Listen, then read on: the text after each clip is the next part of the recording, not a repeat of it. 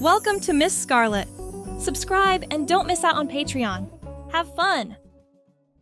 In that small, hidden chamber, a canvas awaited transformation. As the morning sun danced through the window, a figure emerged from the shadows, their movements graceful and deliberate. A gentle hand glided a hairbrush through auburn locks, witnessing the slow metamorphosis. Every brushstroke hinted at a secret, a private exploration beyond the boundaries of conventional norms. Crossdressing, once a scarcely indulged curiosity, had become an emancipating sanctuary. Today, a cheerful yellow sundress with delicate white polka dots took center stage. Its wearer, with each careful step, glided towards the mirror, a mirror that had observed countless such evolutions. "Felicity," they whispered to the reflection, embracing the manifestation of their true self. White sandals completed the outfit, comfortable yet feminine enough to satisfy the ache for authenticity.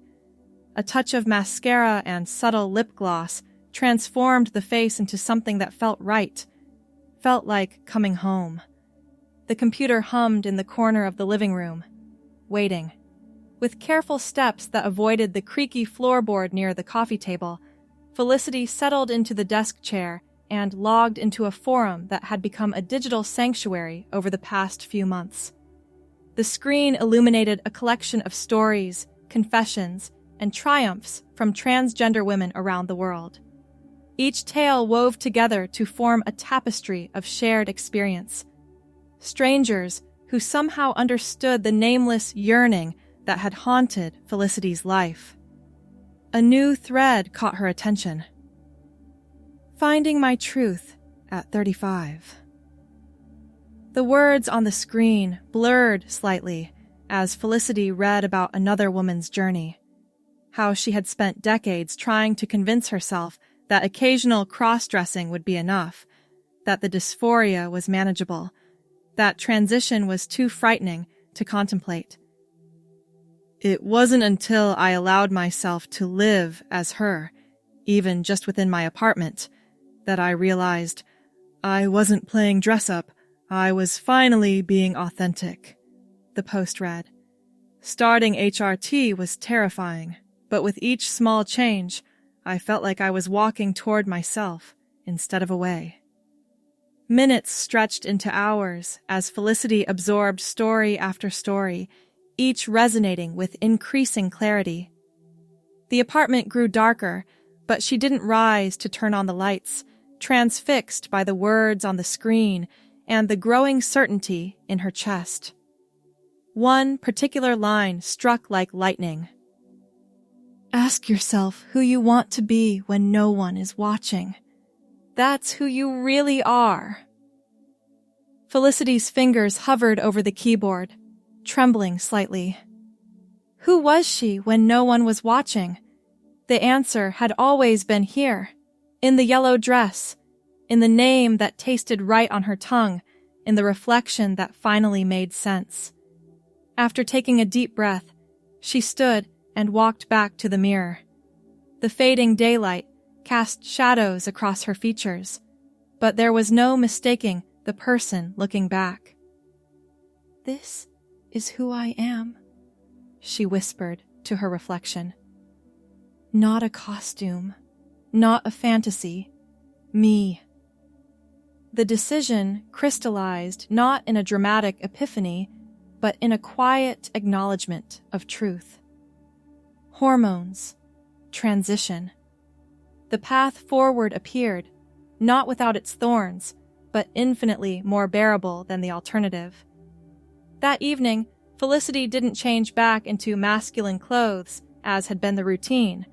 Instead, she made dinner in the yellow sundress, ate at her small dining table, and researched gender therapists in the area.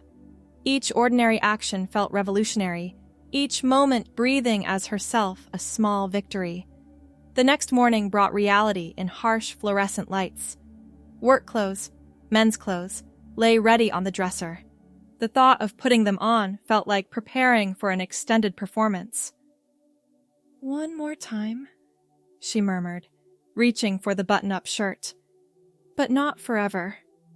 Work passed in a blur of spreadsheets and meetings, each interaction requiring the old persona to surface. Colleagues had no idea that beneath the performance lay someone taking steps toward an authentic life. During lunch, Felicity discreetly called a gender therapist recommended online and scheduled an appointment for the following week. By evening, she returned to her apartment and immediately shed the costume of masculinity. A soft green dress replaced the work attire, and the auburn hair was freed from its controlled style into something more befitting Felicity. Each day followed this pattern. Performance by day, truth by night. The therapist's office smelled of vanilla and old books. Dr. Patricia Morgan had kind eyes and a voice that invited honesty. "Tell me about Felicity," she said, after introductions. The words poured out, about childhood feelings never articulated, about the relief of finding the yellow polka dot dress in a thrift store, about the online communities that provided language for experiences that had seemed unique and isolating. Dr. Morgan listened without interruption, occasionally nodding or making notes. When the story reached the present decision, she smiled. "What you're describing is quite common among my transgender patients," she explained. "The relief you feel when presenting as Felicity is significant. Have you thought about what transitioning might look like for you?" The question expanded to fill the room. "I want to start hormones," Felicity replied, her voice steady despite the magnitude of the statement. "I want to grow out my hair properly. I want people to use she and her when referring to me. I want to be Felicity always, not just behind closed doors." Over the following weeks, appointments became regular occurrences. Letters were written, referrals made. The process was slower than Felicity had hoped, but the knowledge that each step moved toward authenticity made it bearable. 3 months after that first decisive evening, a small pharmacy bag contained the beginning of physical transformation. The pills were surprisingly small for their significance. That night, wearing a blue cotton dress that had become a favorite, Felicity took the first dose with shaking hands. No immediate change occurred. Hormones worked gradually, after all, but something shifted internally. A puzzle piece sliding into place. Work became increasingly difficult as the inner and outer selves diverged further. Small physical changes began. Skin softening, emotions surfacing with new intensity, subtle shifts in how the body carried fat. Nothing dramatic enough for others to notice, but Felicity monitored each development with quiet joy. 6 months in, the decision could no longer be postponed. Coming out at work loomed as both necessity and terror. The auburn hair now reached her shoulders, no longer easily styled into masculine acceptability. Makeup skills had improved through dedicated practice. The feminine wardrobe had expanded, each piece carefully selected to build a practical, professional collection. Human Resources received the email on a Monday morning. By afternoon, Felicity sat across from Marjorie, the department head, explaining her transition. "I appreciate your courage in telling me this," Marjorie said after listening. "We'll need to discuss logistics, but I want you to know the company stands behind you." The support was unexpected and overwhelming. Tears threatened, but Felicity maintained composure. "I'd like to begin presenting as female at work next month," she explained. "I've been living as myself outside work for some time now." Marjorie nodded. "We'll arrange a meeting to discuss how to share this with your team. Would you prefer to be present for that conversation?" "Yes," Felicity answered without hesitation. "This is my story to tell." The following weeks brought planning meetings, policy reviews, and anxiety-filled nights. Choosing the outfit for her first authentic day at work consumed an entire weekend. Finally, a burgundy dress with 3/4 sleeves seemed most appropriate. Professional, modest, but undeniably feminine. When the morning arrived, Felicity stood before her mirror, fully dressed with subtle makeup enhancing her features. The auburn hair was styled simply, framing a face that showed both nervousness and determination. The woman in the mirror looked ready, even if her racing heart suggested otherwise. "This is who I am," she reminded herself, an echo of that first night of decision. Walking into the office wearing the burgundy dress felt like stepping onto an alien landscape. Eyes turned her way, some curious, others supportive, a few uncomfortable. Her team had been briefed the previous week, but seeing was different from hearing. Robert from accounting approached first. "The dress suits you," he said simply, before continuing to the break room, as if nothing extraordinary had occurred. Diane, her closest work friend, embraced her. "You look beautiful, Felicity, and so much happier." Not all reactions were positive. Conversations stopped when she entered rooms.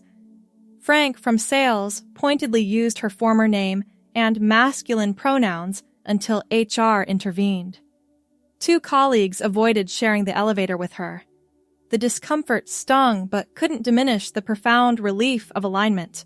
For the first time, Felicity moved through the world without the exhausting performance of masculinity. The burgundy dress became a symbol of liberation, worn for important meetings and difficult days as a reminder of courage. 1 year into hormone therapy, the changes were unmistakable. Her face had softened, body redistributed in subtle feminine ways. Voice training had altered her speech patterns and pitch. Legal name change paperwork sat completed on her desk, waiting to be filed. The journey hadn't been without complications. Family reactions ranged from immediate acceptance to painful estrangement. Dating presented new challenges and vulnerabilities. Medical appointments became regular fixtures on the calendar, yet beneath these complexities lay an undeniable truth. Felicity no longer felt she was playing a role. The yellow polka dot sundress still hung in her closet, a reminder of beginnings, but it was now just one outfit among many that constituted her normal wardrobe. On the anniversary of her first hormone dose, Felicity hosted a small gathering in her apartment. The same living room that had once been her only safe space to express femininity now welcomed friends who had only ever known her as herself. To authenticity, her friend Michael proposed a toast, raising a glass of champagne.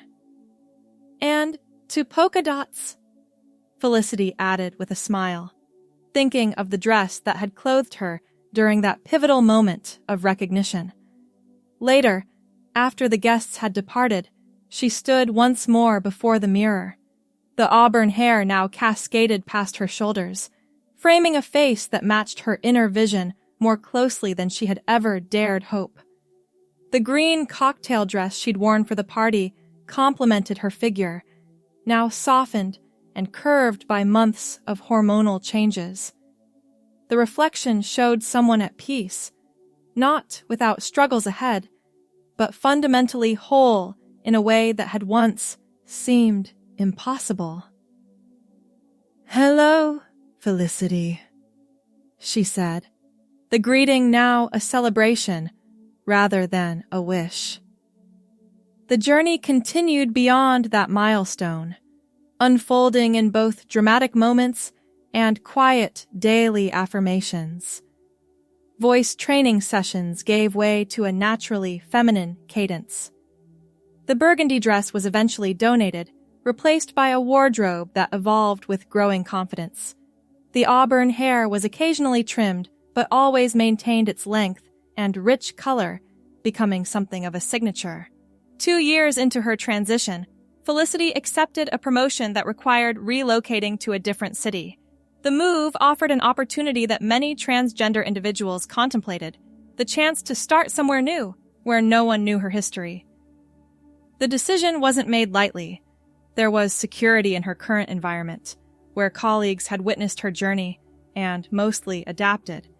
Yet the appeal of introducing herself, simply as Felicity, without explanation or backstory, proved compelling. The new apartment was spacious and filled with natural light. Unpacking her belongings, Felicity realized how few items remained from her pre-transition life. Most had been gradually replaced as preferences and needs changed.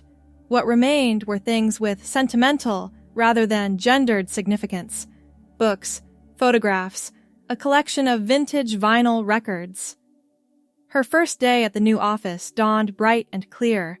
Dressed in a navy blue pencil skirt and cream blouse, auburn hair swept into an elegant updo, Felicity looked every inch the confident professional she had become.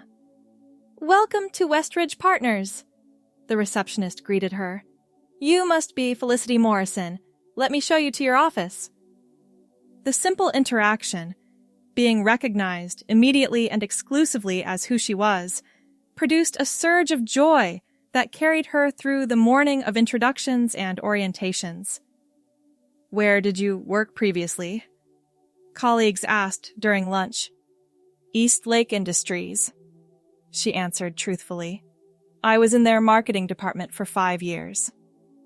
No additional explanations, no footnotes to her existence, just facts, accepted at face value. The freedom was intoxicating, yet came with unexpected emotional complexity. Being seen as a cisgender woman brought privilege and ease, but also moments of disconnect from her own history. The experiences that had shaped her, the courage it took to claim her identity, the obstacles overcome, were invisible to new acquaintances. This invisibility occasionally created complex feelings. When conversations turned to childhood experiences, Felicity navigated carefully, neither denying her past nor feeling obligated to disclose it. She learned the art of authentic vagueness, sharing genuine memories while allowing others to make their own assumptions about the details. Dating in her new city presented both familiar and novel challenges. The question of when and how to disclose her transgender status remained delicate. Too early might reduce her to a category rather than a person. Too late risked accusations of deception. After several awkward experiences, Felicity met Daniel at a friend's dinner party. His easy laugh and thoughtful questions caught her attention immediately. When he asked for her number at the end of the evening, she felt the familiar mixture of excitement and apprehension. Their first date was at a small Italian restaurant with checkered tablecloths and excellent tiramisu. Conversation flowed naturally, touching on work, favorite books, and travel aspirations. Felicity wore a simple black dress that had become a confidence-boosting standby, her auburn hair loose around her shoulders. "I've enjoyed tonight," Daniel said as they walked toward her apartment. "I'd like to see you again." "I'd like that too," she replied. "But there's something you should know about me." They stopped beside a quiet fountain in a small neighborhood park. The splashing water provided both ambiance and privacy. "I'm transgender," Felicity stated simply. "I transitioned several years ago.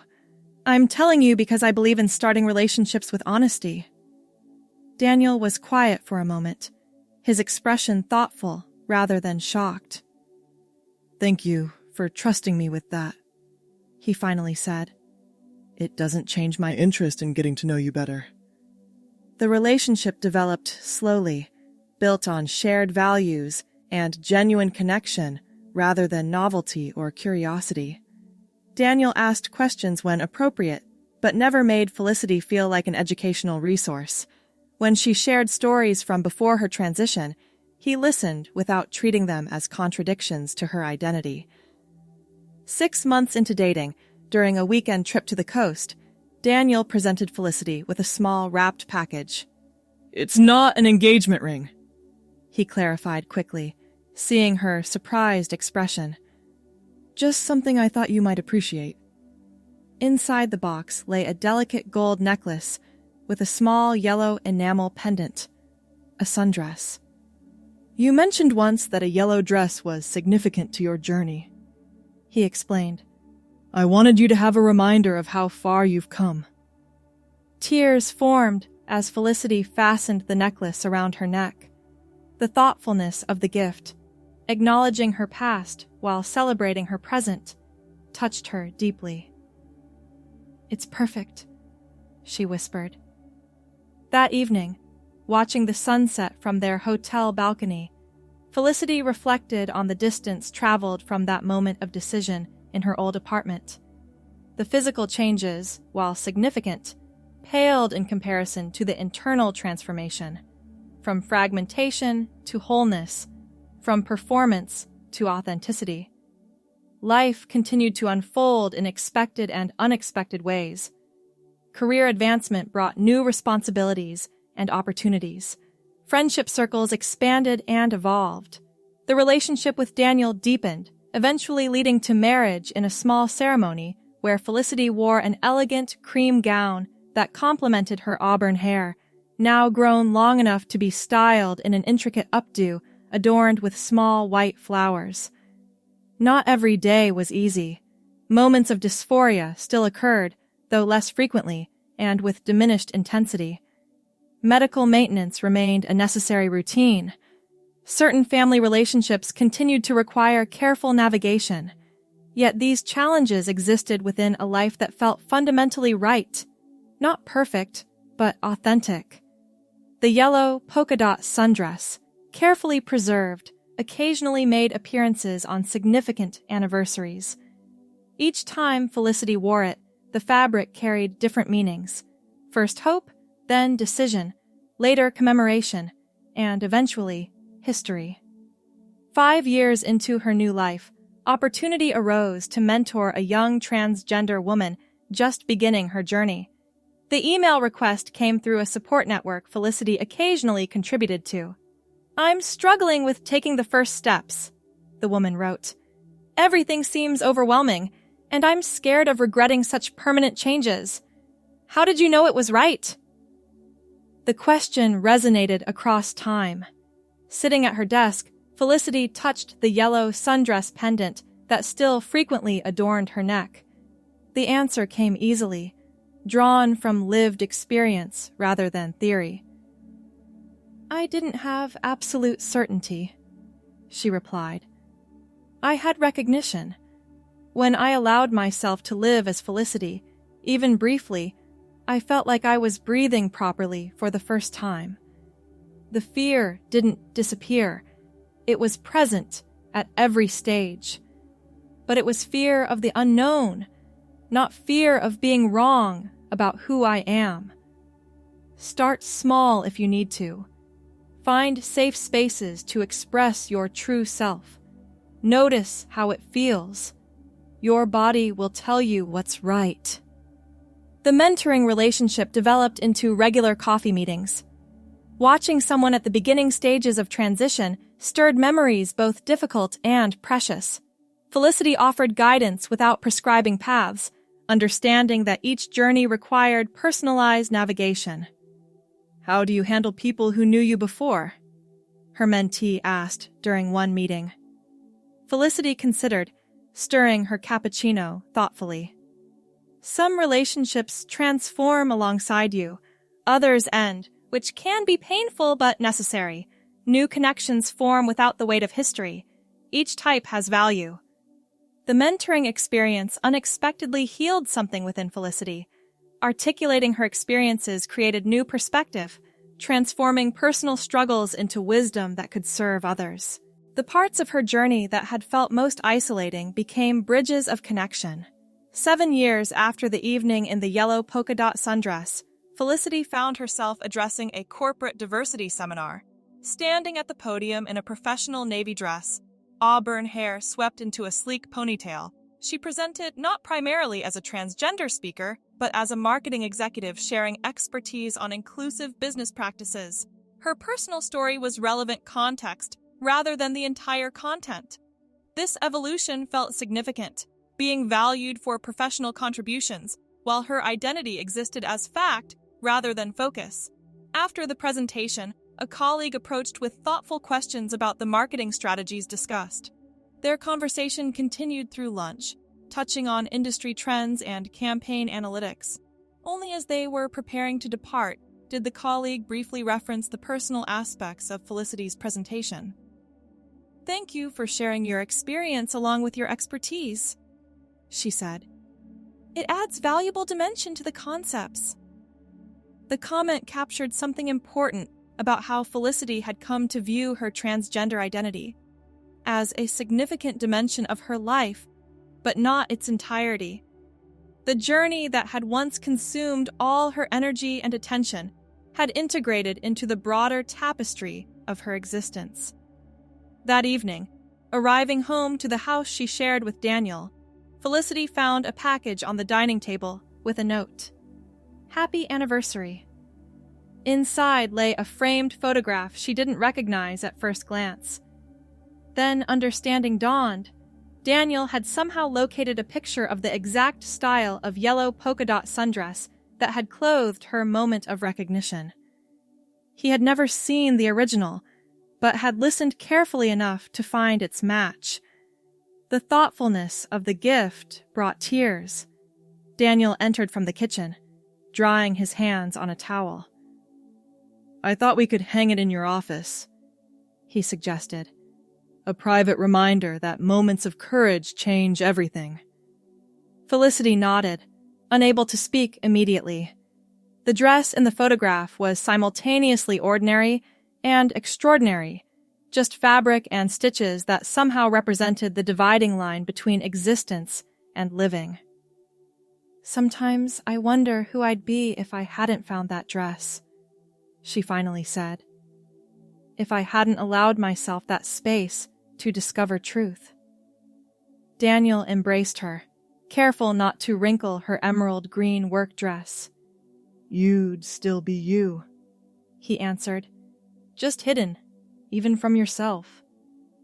Later that night, after dinner and conversation about their respective days, Felicity stood in front of the bathroom mirror, removing makeup with practiced motions.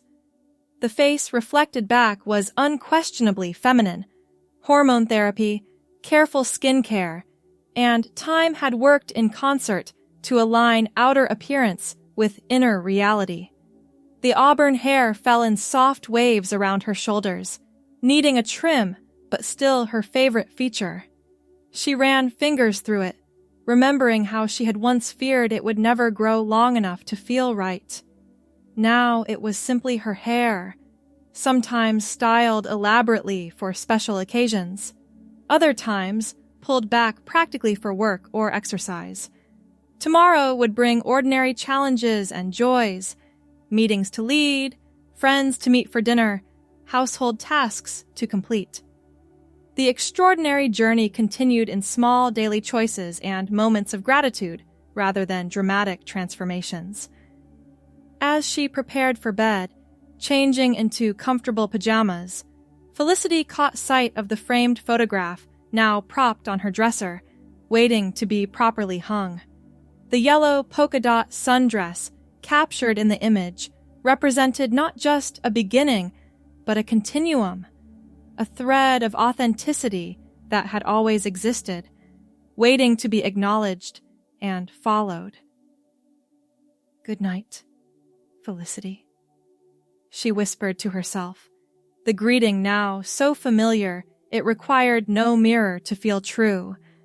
The name tasted as right on her lips as it had that first evening of decision, when a frightened but determined person had looked at their reflection and glimpsed possibility. The journey from that moment to this one contained difficulties that could have seemed insurmountable if viewed all at once. Yet, taken day by day, step by step, the impossible had transformed into the actual. Tomorrow would bring another day of living as herself, not a performance, not a political statement, not a temporary experiment, but simply existence as the woman she had always been. The yellow dress had opened the door, but Felicity had walked through it herself into a life that finally fit. Thanks for watching, my girlies! Be sure to check out Patreon for more!